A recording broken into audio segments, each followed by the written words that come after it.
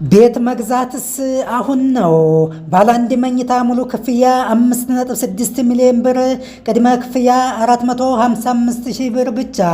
ባለ ሁለት መኝታ ሙሉ ክፍያ 9.8 ሚሊዮን ብር፣ ቅድመ ክፍያ 786,000 ብር። ባለ ሶስት መኝታ ሙሉ ክፍያ 11 ሚሊዮን ብር፣ ቅድመ ክፍያ 908,000 ብር። ባለ አራት መኝታ ከ1 ሚሊዮን ብር ጀምሮ ለእርስዎ የተሰናዱ ውብና ማራኪ ቤቶችን ይግዙ። የህይወት ዘመን ልዩ ስጦታውን ይውሰዱ። ያልነው ሁሉ እውነት ስለመሆኑ መጥተው ያረጋግጡ።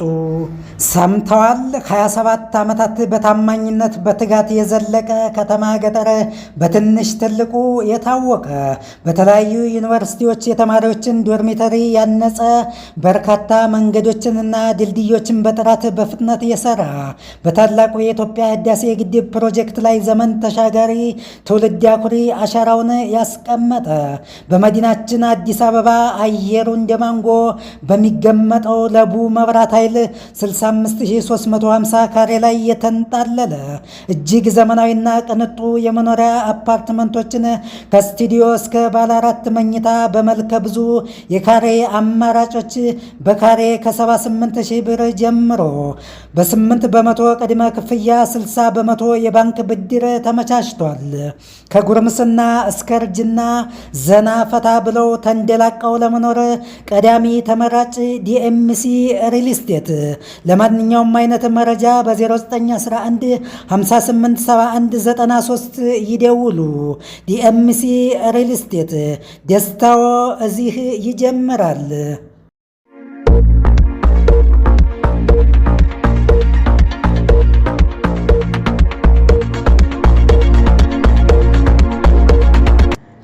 ሰላም ሰላም፣ ጤና ይስጥልን። እንደምናላችሁ? ሁሉ ሰላም፣ ሁሉ አማን።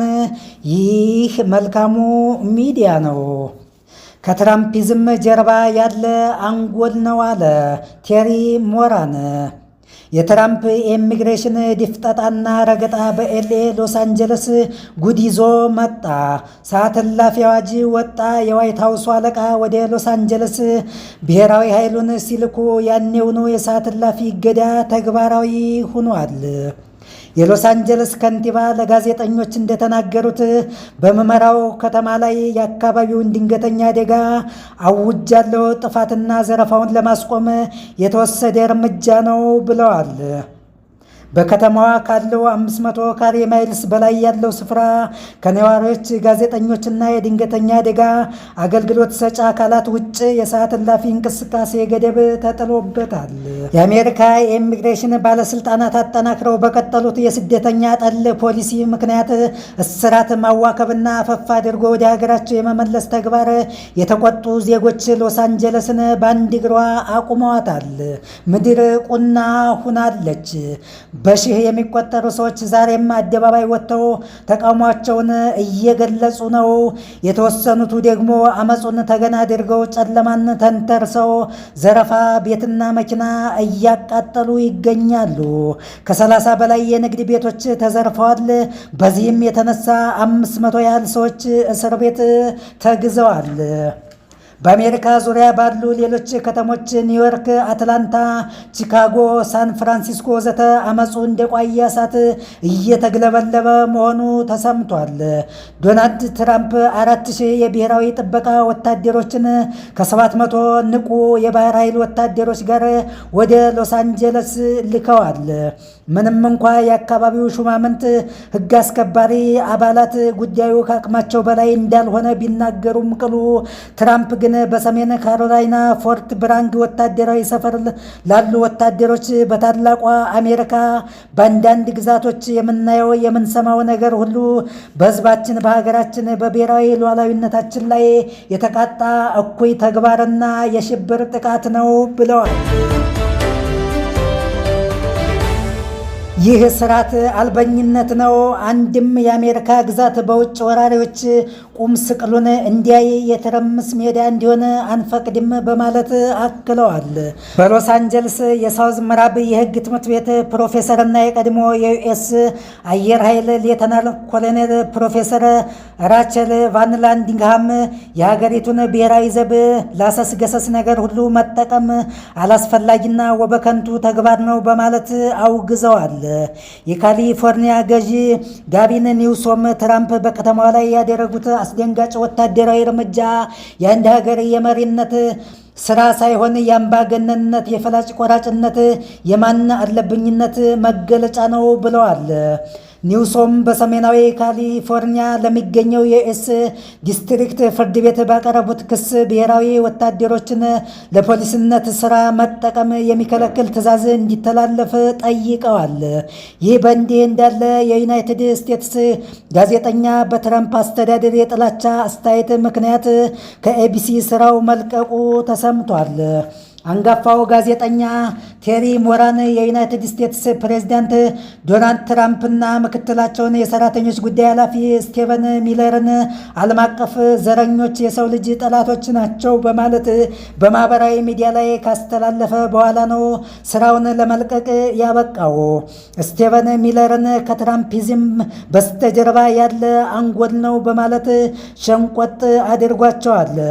የ65 ዓመቱ ሞራን ከ1997 ዓ.ም ጀምሮ በኤቢሲ በጋዜጠኝነት የሰራ ሰው መሆኑን አልጀዚራ ዘግቧል። በስተመጨረሻም የዋግነር ቅጥረኛ ተዋጊዎች ማሊን ለቀው መውጣታቸው ተሰምቷል። የራሽያው ዋግነር ቅጥረኛ ቡድን ከ3 ዓመት ተኩል በላይ ከቆየበት የማሊ መሬት ለቆ መውጣቱን አፍሪካ ኮርፕስ መረጃውን ይፋ አውጥቷል። የዋግነር ቅጥረኛ ተዋጊ ቡድን መሪ እንደገለጸው በምዕራብ አፍሪካ ሀገራት በታጠቁ አማጽያን ኃይሎች ላይ ሲያካሂድ የነበረውን ተልዕኮ በተሳካ ሁኔታ ማጠናቀቁን ተናግሯል። የዋግነር ቡድን በቴሌግራም ቻናሉ ላይ እንዳሳወቀው የማሊ የክልል ማዕከላት ሙሉ በሙሉ ከአሸባሪዎች እጅ ነፃ በማውጣት ዋና ዋና የሽብር ጥቃት ፈጻሚና አስፈጻሚ አቀናባሪ አዛዦችን በመግደል ብትንትኑን አውጥቼዋለሁ ሲል ገልጿል። ምንም እንኳን ዋግነር ከማሊ ለቆ ቢወጣም ሀገሪቱ ከሩሲያ ተዋጊዎች ነፃ ትሆናለች ማለት አይደለም ይላል ቡድኑ መልሶ ተቃራኒ የሚመስል ሀሳብ በመሰንዘር። የዋግነር መስራች የቭጄኒ ፕሪጎዚኒ ሰኔ 2023 በሩሲያ ጦር ኃይል ላይ ያልተሳካ ጥቃትን ከመሩ በኋላ በተፈጠረው አለመግባባት በክሬምሊን የሚደገፈው የሩሲያ ቅጥረኛ ቡድን በአፍሪካ ኮርፕስ ጥላ ስር እንዲሆን ውሳኔ መተላለፉ ይታወሳል። የቡድኑ ቆይታ የተጠናቀቀው ባለፉት ሳምንታት የጀማዓት ኑስረት አልእስላም ዋል ሙስሊሚን በሳህል ቀጠና የሚያተራምሰው በማዕከላዊ ማሊ ቡልኬስ ወታደራዊ ካምፕ ባደረሰው ከባድ ጥቃት ከ100 ያላነሱ የማሊ ጦር ኃይል አባላትን መግደሉን ተከትሎ መሆኑ ተነግሯል። ውድ አድማጭ ተመልካቾቻችን ለዛሬ ያዝንላችሁ አጫጭር ዓለም አቀፍ መረጃዎችን እዚህ ላይ እናበቃለን። እናንተም ጊዜ፣ ገንዘብ፣ ጉልበት፣ ልብና ጆሮዊ ሕሊናችሁን በቅንነት ሰጥታችሁን አብራችሁን ስለዘለቃችሁ እጅግ በጣም እናመሰግናለን። ሌላ ጊዜ በሌላ መረጃ ዳግመኛ እስከምንገናኝ መልካሙን ሁሉ እንመኝላችኋለን። መልካሙ ሚዲያ፣ ታማኝ የመረጃ ምንጭ።